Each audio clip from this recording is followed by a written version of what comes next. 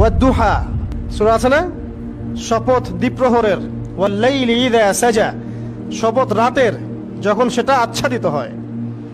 মা ওয়াদ্দাআকা রাব্বুকা ওয়া মা ক্বালা, আল্লাহ কত মায়া দিয়ে তার নবীকে বলছেন যে তোমার আল্লাহ তোমাকে ছেড়েও দেন নাই, তোমার আল্লাহ তোমাকে ছেড়ে দেন নাই। ওয়ালা সাউফা ইউতিকা রাব্বুকা ফাতারদা, শীঘ্রই তোমার রব তোমাকে দান করবেন এবং তুমি সন্তুষ্ট হয়ে যাও। দুনিয়াতে চলতে গেলে দুঃখ কষ্ট হয় না? যারা ঈমান নিয়ে চলে ওদের দুঃখ কষ্ট বেশি হয়। তা আল্লাহ বলছেন টেনশন করো না, কষ্ট পেও না, তোমার রব তোমাকে ছেড়ে দেননি। ওয়ালা সাউফা ইউতিকা রাব্বুকা ফাতারদা, তোমার রব তোমাকে শীঘ্রই দান করবেন আর তুমি সন্তুষ্ট হয়ে যাবে। আলাম ইয়াজিদকা ইয়াতীমান ফাআওয়া, আল্লাহ বলছেন আল্লাহ কি তোমাকে ইয়েতিম রূপে পাননি, এরপর আল্লাহ কি তোমাকে প্রতিপালন করে বড় করেননি? ওয়াজাদাকা দাল্লান ফাহাদা, আল্লাহ কি তোমাকে পথভ্রষ্ট পান নাই, তোমাকে আল্লাহ পাক হেদায়েত দেন নাই? তো আল্লাহ যে এগুলো করেছেন সে আল্লাহ তোমাকে পরকালে ইনশাআল্লাহ ভালো রাখবেন। ফাআম্মাল ইয়াতীমা ফালা তাকহার, তো তুমি এতিমদের প্রতি কঠোর হয়ো না।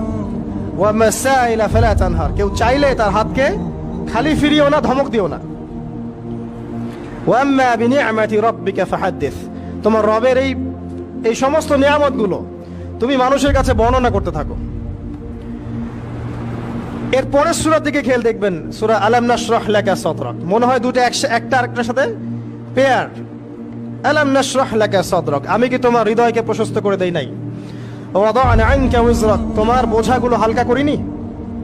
কাকে বলছেন এগুলো আল্লাহ পাক? রাসূলুল্লাহ সাল্লাল্লাহু আলাইহি ওয়াসাল্লাম। তো যে মানুষটা জান্নাতে যাবে নিশ্চিত, এবং যিনি জান্নাতের দরজা না খুললে জান্নাতের দরজা কারো জন্য খোলা হবে না, যে মানুষটা হচ্ছে ভদ্র, স্মার্ট, বিচক্ষণ, কোনো মানুষ পৃথিবীতে নাই। সকল ধর্মের মানুষ মানে এটা।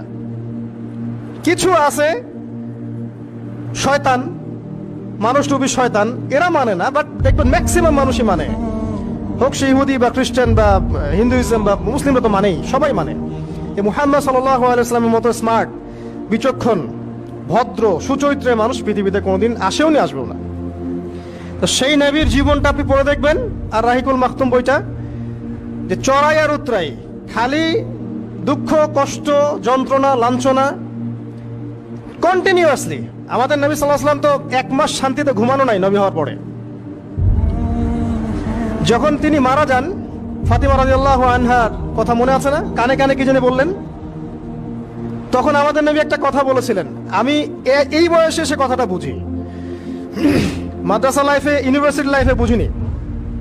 নবীজি বলেছিলেন তার মেয়েকে, ফাতিমা রাদিয়াল্লাহু আনহা তার কষ্ট দেখে কান্নাকাটি শুরু করলেন, আমাদের নবীজি তাকে কাছে ডেকে বললেন কানে কানে যে কি জানি একটা বললেন, তারপর ফাতিমা রাদিয়াল্লাহু আনহা চুপ করে গেলেন।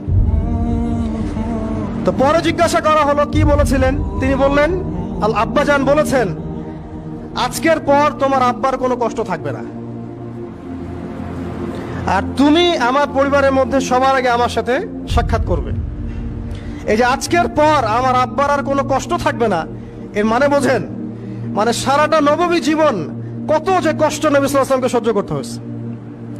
আজকে জান্নাতে যাওয়ার দিন, আজকে আর তোমার আব্বার কোনো কষ্ট থাকবে না। এই মানুষটার যদি এই অবস্থা হয় তাহলে আমরা কি?